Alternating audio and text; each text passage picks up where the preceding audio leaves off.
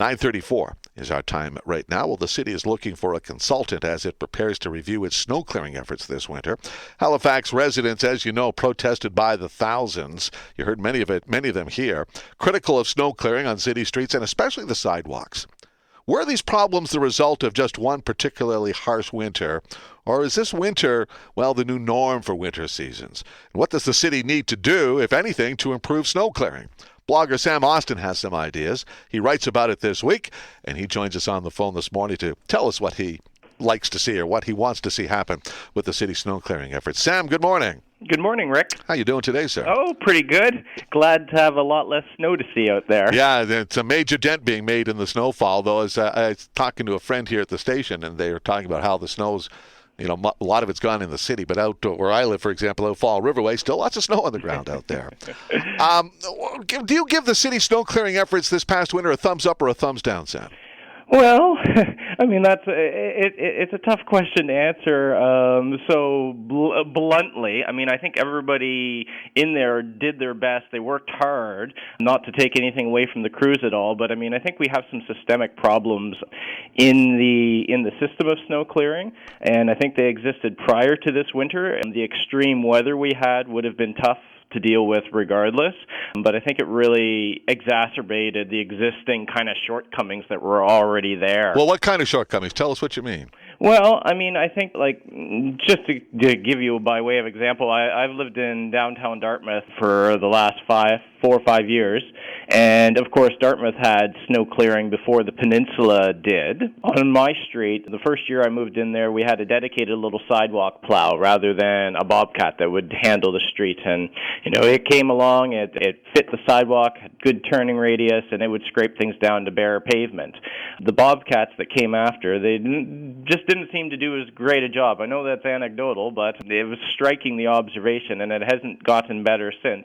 And when you look, too, it's fascinating to look back at the stories that were in the press and the media last year, because, of course, last year is when the snow clearing arrived on the peninsula through the contractors rather than having residents shovel, and it generated a lot of complaints, a lot of issues with property damage, and it was kind of chalked up to, well, it was a really bad winter, and there's a bit of a learning curve, and, of course, now it's kind of 2 really bad winters in a row. Yeah. So you start to have to ask, well, are there ways we could be doing this better? Well, and the bobcats has been a long-standing complaint issue. Going back long before this past winter, I continuously have heard over previous winters from residents who say the bobcats just aren't doing the job they're supposed to be doing. Yeah, it's I mean, when you get the 60 centimeters of snow, I mean, that might be conditions where you need a bobcat, but for the smaller amounts, you have to wonder if there's something more effective to do. I know the Halifax Cycling Coalition is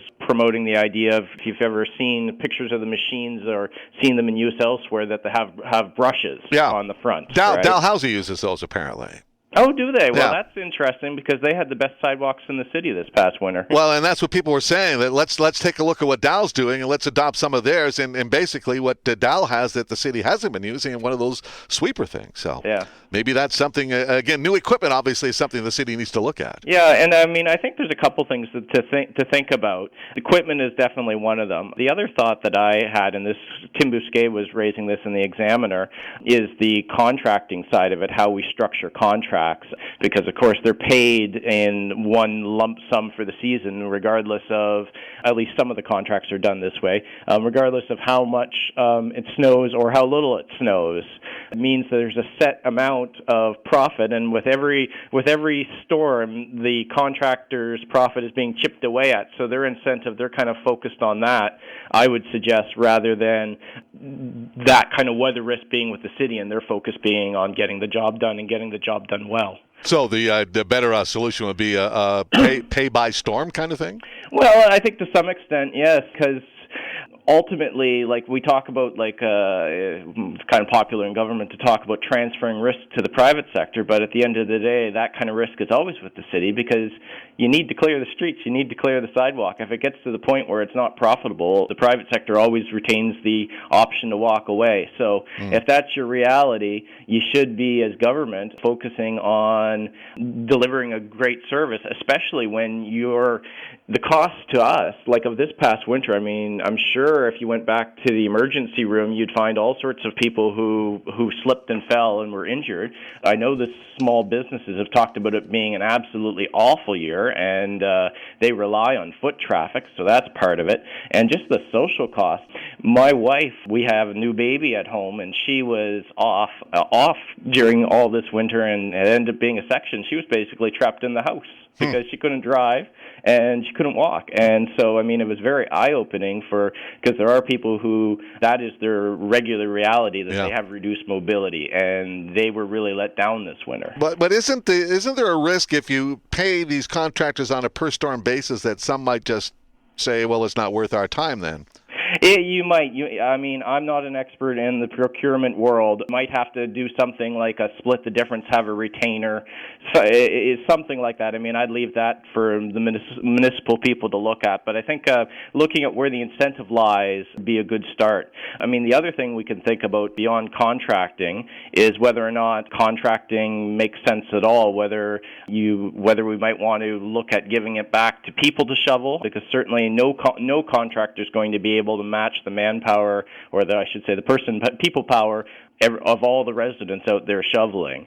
Or we could be looking at city staff options as well. Go back to in-house. Yeah, well, there's a lot of options, and I'm really delighted that the city is bringing an outside consultant, because I mean the city gets a lot of flack at times for the cost that the amount of money that's spent on consultants. But I mean, I think sometimes that outside perspective can be really valuable, and given the last two seasons, I think it's definitely justified in this instance. Yeah, Councillor Mosier thinks that more money obviously would help, and that's a no-brainer, I think. Yeah.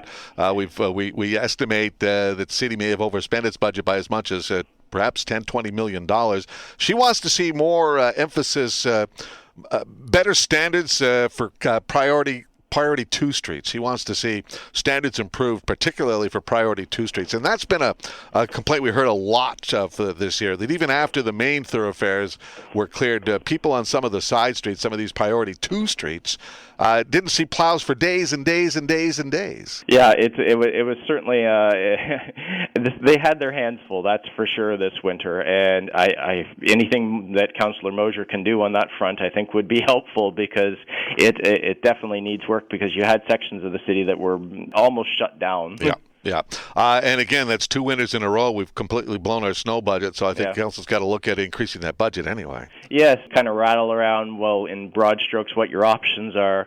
Pretty much no matter what it is, if you want better service, it's going to cost more money. The only one that would actually reduce the cost would be if you get residents shoveling again, but that comes with some difficulties too, in terms of, I mean, the problem before we had contractors and city workers doing the streets was that there was a lack of consistency. If one house on a block doesn't shovel, that might be a nuisance if you're able-bodied, but that's a barrier if you have less mobility. So there was a real consistency problem before, and it took a long time to deal with properties that weren't shoveled.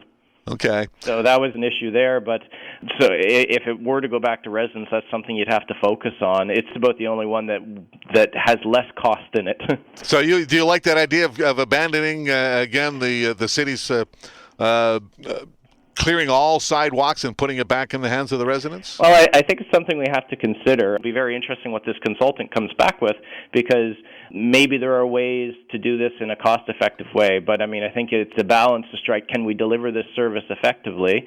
And if not, for a good price and to be effective, maybe we should be looking at giving it back to residents. But, I mean, giving it to residents, it comes with, like I said, it comes with that consistency problem. But it's also a burden on a lot of people, especially like seniors, who would struggle to shovel out 60 centimeters of snow, right? Yeah, like, let's be honest about it. So people want to read your blog. Sam, where can they go?